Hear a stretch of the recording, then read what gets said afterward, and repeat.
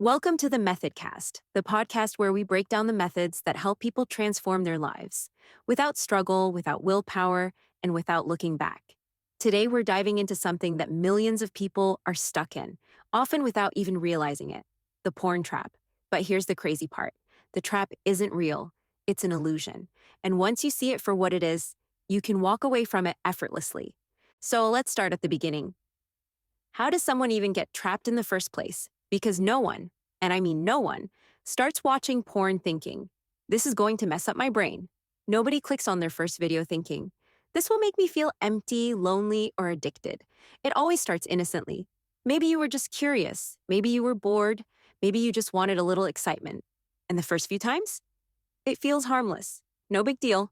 Just a bit of fun, right? And that's how every trap works. A mouse doesn't step into a trap thinking, well, this is where it all ends for me.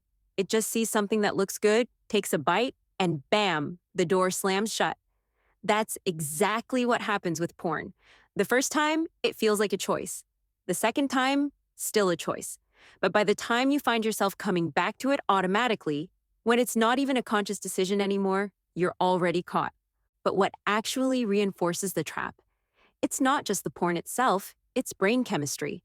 Every time you watch, your brain releases dopamine, that little chemical that makes you feel pleasure. And here's where it gets dangerous. The brain doesn't just experience pleasure, it starts expecting it.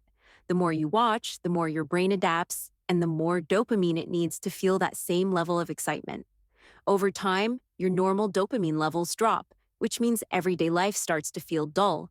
Conversations don't excite you. Simple joys seem muted. And suddenly, the easiest way to feel that rush again is, yep, you guessed it, more porn. And here's where things get even trickier. It doesn't hit the same way anymore. The videos that used to work, not exciting enough.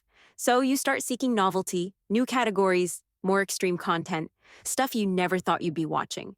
Not because you want to, but because your brain needs a stronger hit just to feel something. That's when you know it's no longer just a habit, it's a dependency. Now, this is where most people go, okay, I just need more willpower. I'll fight this.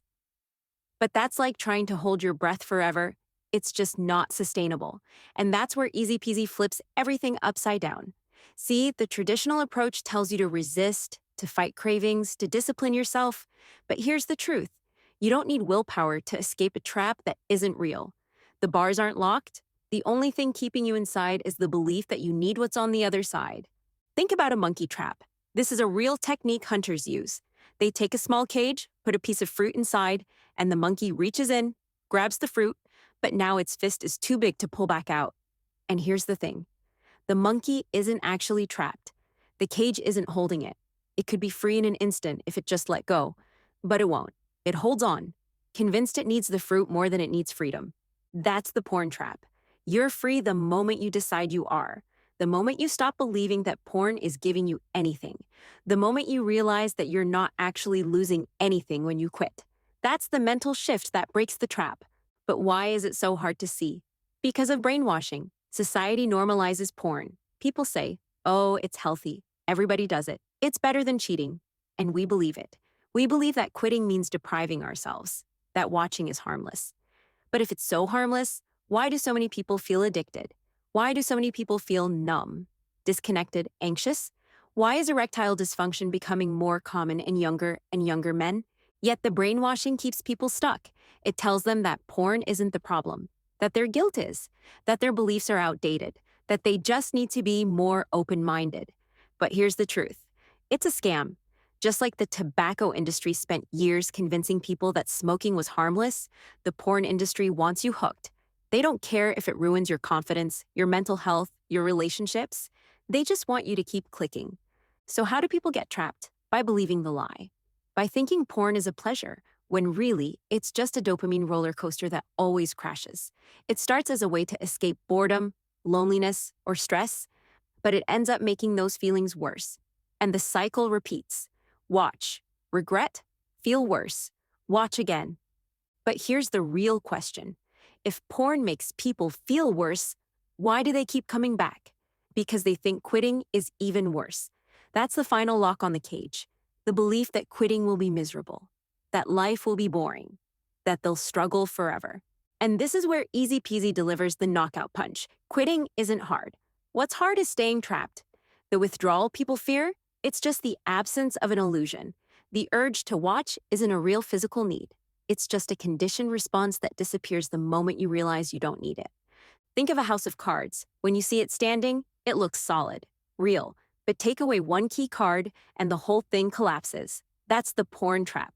The moment you stop believing you're getting anything out of it, the entire addiction collapses. So, what now? What do you do with this information? You see the trap for what it is, and you let go. That's it.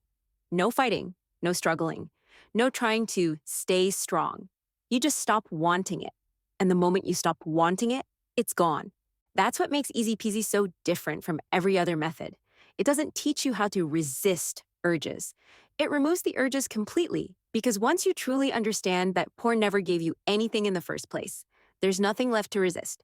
So if you're still watching, still stuck in the cycle, ask yourself, what am I actually getting from this? Be brutally honest. Is it pleasure? Or is it just a quick dopamine spike that leaves you feeling emptier afterward? Is it freedom? Or is it just a habit that keeps pulling you back? And if the answer is nothing, then what are you really afraid of? You don't have to quit. You just have to see the truth.